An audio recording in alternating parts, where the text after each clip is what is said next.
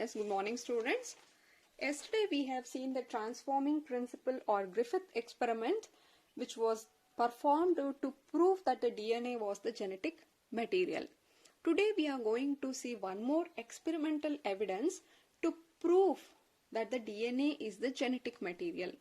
And this experiment was performed by Hershey and Chase. Hence, it was called Hershey and Chase experiment conducted in the year 1952, whereas the transforming principle was conducted by Frederick Griffith in 1928. But the purpose of two experiments is same, that to prove that the DNA is the genetic material. So Alfred Hershey and Martha Chase, they worked on bacteriophage. They selected bacteriophage. Now when we say bacteriophage, these are the virus that infects the bacteria. By seeing the name bacterio, we get confused. It might be a bacteria, but these are the phages. Phages meaning viruses which infect or affects the bacteria, attack the bacteria, are called bacteriophage. These are the virus.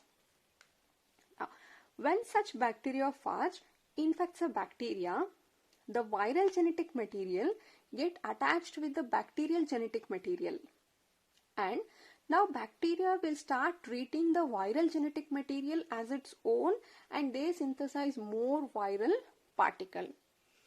So when you look at the structure of any virus, we will be able to see the genetic material. Here the genetic material can be DNA or it can be RNA, but most of the virus have RNA as their genetic material. Whatever, they will have the genetic material, and genetic material will be surrounded by a protein coat. So outside they will have the protein coat.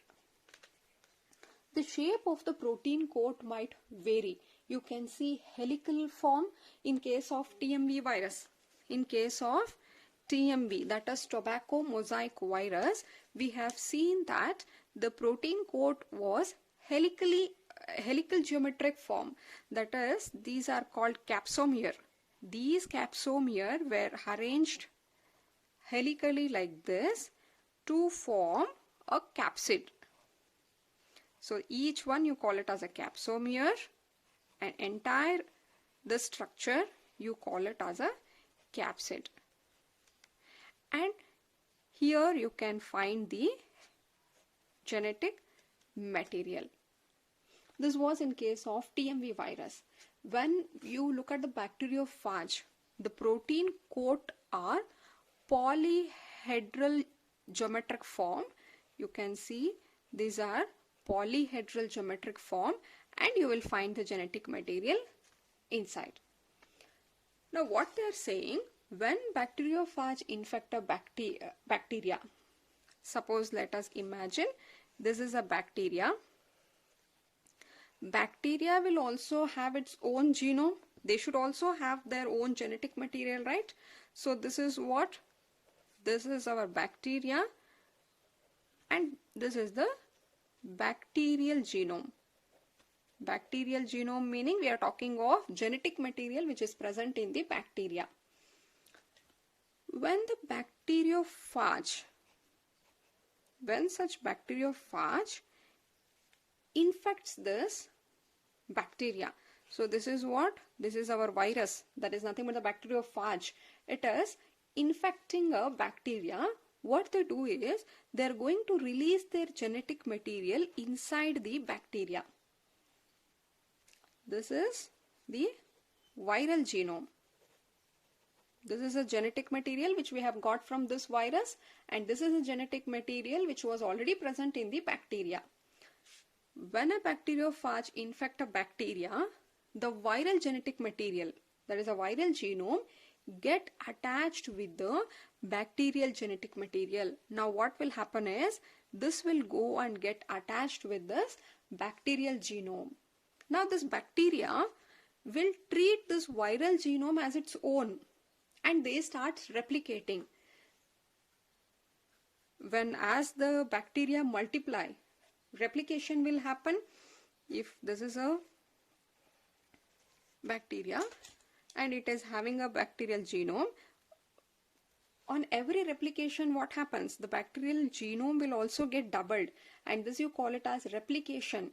Since the viral genome has now attached with this bacterial genome, whenever the bacterial genome multiply, even the viral genome will also replicate. Here viral genome is completely using the bacterial machineries to multiply themselves. As a result, what happens? There is more number of viral particle produced within this bacteria. Once a sufficient number of bacteria, virus are produced in the bacteria, these bacteria will get ruptured and the viral particles along with the protein coats, they are released out. So this is a life cycle of any bacteriophage. That is what they have told here. When a bacteriophage infects any bacteria, the genetic material which is present in the virus will now go and attach with the genetic material of the bacteria, and the bacteria will now feel the viral genetic material as its own, and they start synthesizing more and more viral particle. Hershey and Chase worked to discover whether it was a protein or a DNA that entered the bacteria from virus. So I told you, any virus here, the bacteriophage which we took, it had two components. What? One is the genetic material and another was the protein coat. They wanted to see whether it is the genetic material which entered into the bacteria or whether it is a protein coat or proteins which will enter into the bacteria. To discover whether it was a protein or DNA that entered the bacteria from virus. For knowing this, they labeled some phage with the radioactive sulfur and others with radioactive phosphorus. See now how to radio label here is, see they took here, so we have taken a plate here and this contain a media. I told you media meaning all essential nutrients required for the growth of any organism is provided artificially. This is a media, you call it as a media. Here also on the other plate also we have such media, but in this media, one of the media will have the radioactive phosphorus and on the other media we will provide with the radioactive sulfur, 32P, 35 sulfur. Am I clear? This media now contain the radioactive phosphorus. On the other side, it is having a radioactive sulfur. When you try to grow virus in this media, you are going to put virus on this and some virus on this. So whatever virus grow here, they will take up this radioactive phosphorus and they grow. Here, since they don't have this radioactive phosphorus is not there. Instead, they have the radioactive sulfur and they grow. And after growth of this, you have to isolate the virus from here. This virus will have a radioactive phosphorus. Now where will be this phosphorus is because I told you virus will have only the genetic material and they have a protein coat. Genetic material in case of bacteriophage are DNA. In the structure of DNA we have studied it will have a nitrogen base, sugar and a phosphate group, meaning DNA require the phosphate. So what they are going to use, which phosphate they are going to use for the growth of the DNA? They have to use this radioactive phosphorus which is present in a media. Therefore, whatever viruses which have been grown in this media, the DNA of such virus will have this radioactive P. Similarly here, radioactive sulfur. Now, where is sulfur present here? The genetic material, they don't have any sulfur. In the nitrogen base, sugar or in the phosphate group, they don't have the sulfur. But Proteins, you know that proteins are made up of amino acids. Some of the amino acids themselves, they have a sulfate in their structure, and also the disulfide bonds, which are very important in the foldings of the protein. In the during formation of a protein structure, they are being formed to form a secondary, tertiary, all that you know. Doing that, they need a disulfide bonds. So sulfur is present in the protein. So whatever viruses which grow here, they need the sulfur for their protein coat development. Therefore, they are going to utilize this sulfur which is available in the media. So when you isolate the virus which is grown in such media, they have their protein coat will have this radioactive sulfur. Am I clear? Virus. Now some phage, meaning we are talking of virus, some phage are radioactive sulfur. So these set of viruses here, in this case, the protein coat are radioactive, whereas and some others are labeled with radioactive phosphorus, that is, we have labeled the DNA.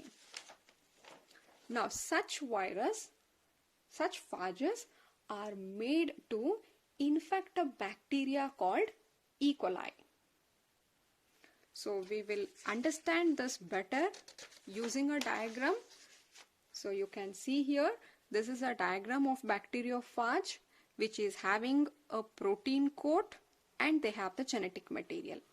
There's also a bacteriophage which is having a protein coat and inside you can find the genetic material. In this case, since the proteins here are labeled, meaning we are provided with the 35S, that is a sulfur, radioactive sulfur is there. This will label what? Protein. Here the DNA are labeled. These are what I told you previously. Some virus, bacteriophage, the protein codes are labeled and half of the phage, the DNA are labeled. Now what we are going to do, first step is called as infection. That is, we are allowing this bacteriophage to infect the bacteria. So now whatever I have written here, E. coli, this E. coli is nothing but the bacteria. So this is our bacteria and this is our virus which is going to infect the bacteria. On the other side also, you can see here the bacteriophage will go and infect the bacteria. And the second step, we are blending it. Blending meaning we are properly mixing it. You just allow them to get blended very well. After that, in third step, we are going to centrifuge. Now, what is centrifugation? Centrifugation here, it's a technique which involves the application of centrifugal force to separate the particles from solution according to their size, shape, density or viscosity in the media. In simple words, I'll tell you, centrifugation is actually a technique which is used to separate the particles based on their density. And the main centrifugal force, see, when we start rotating a mixture, okay, if this is a mixture, we are starting to rotate it at particular speed based on their density. The particles which are present in the mixture are going to get settled. That is the technique, you call it as centrifugation. When you do the centrifugation, you will actually get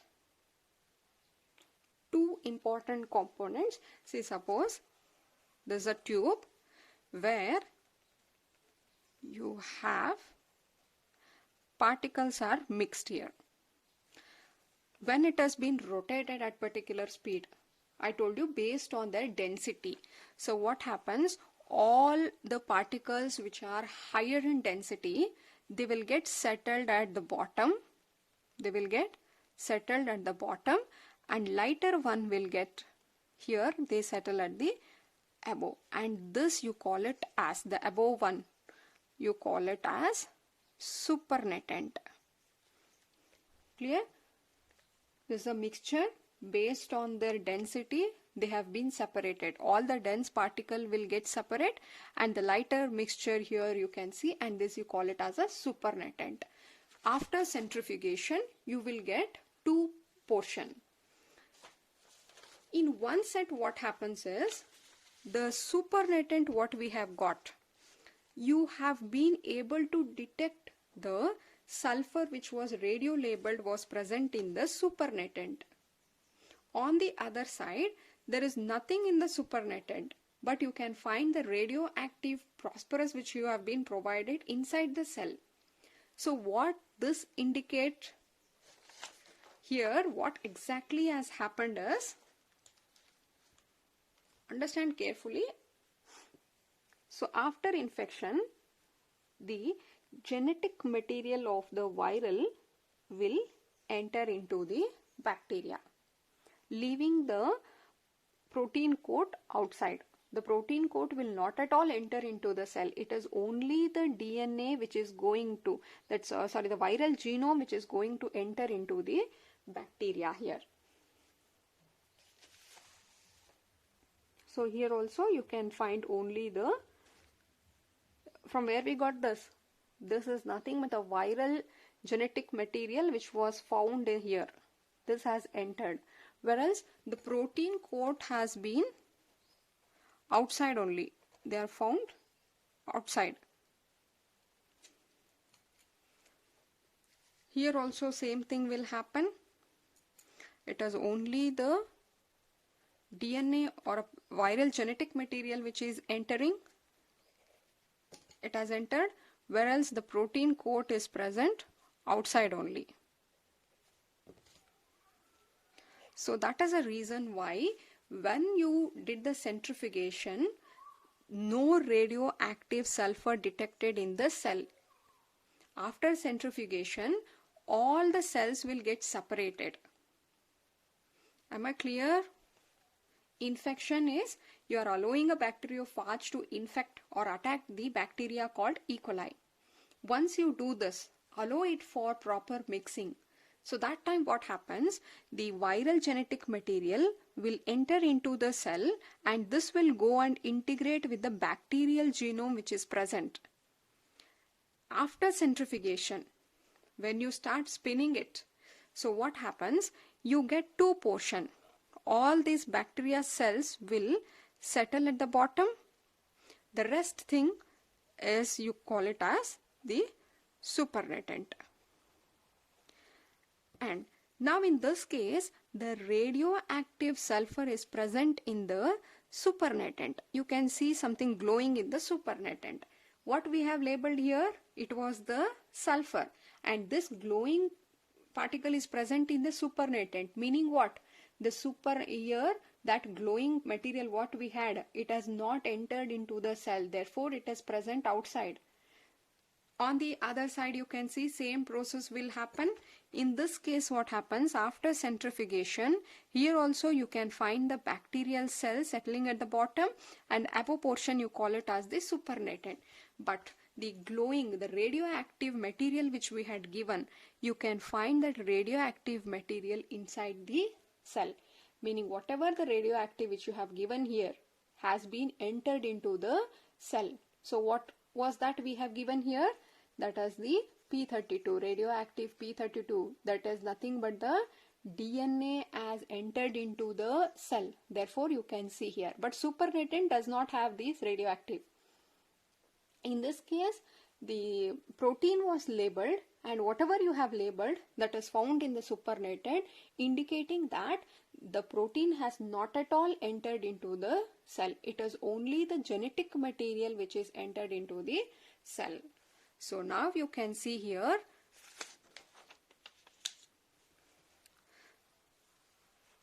so bacteriophage were used to infect E. coli. We have done it. Then the E. coli was then blended and centrifuged to remove the viral particle.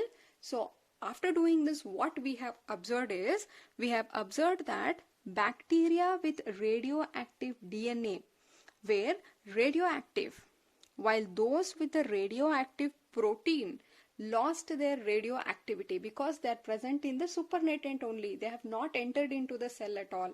Therefore, they have lost the radioactivity. By this, you can conclude that the DNA is the one which is entering the bacteria from virus and not the protein, and hence it was concluded that the DNA is the genetic material. Please go through this experiment carefully. You will understand the concept easily. Am I clear? A quick recall, because most of the students get confused with this experiment. Hershey and Chase experiment performed to prove that the DNA is the genetic material. They have used the bacteriophage. If you see any bacteriophage, they will have a genetic material and they will have a protein coat. So these bacteriophage were radio labeled. In some phages the DNA was labeled, and in few the protein coat was labeled. Here protein coat is labeled, on the other side the DNA was labeled, and they were allowed to infect the bacteria. So after that, you have just allowed it for proper mixing, that is called blending. Then you are going to centrifuge. When you centrifuge, you are going to separate the bacteria from the rest of the particles. So you can see here two layers you can get. One is the cell and another one above portion you call it as a supernatant. In this case, no radioactivity was detected in the cell. In the cell, there is no radioactivity. But where we found this radioactivity was present in the supernatant. In this case, the radioactivity was found in the cell, but there was nothing in the supernatant.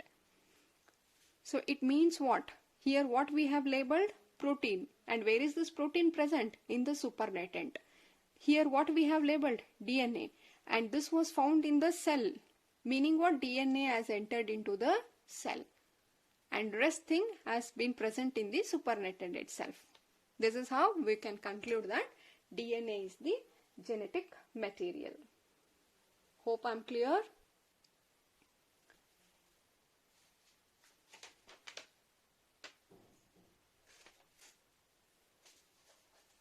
If you have any doubts, please post it to me individually or in a group.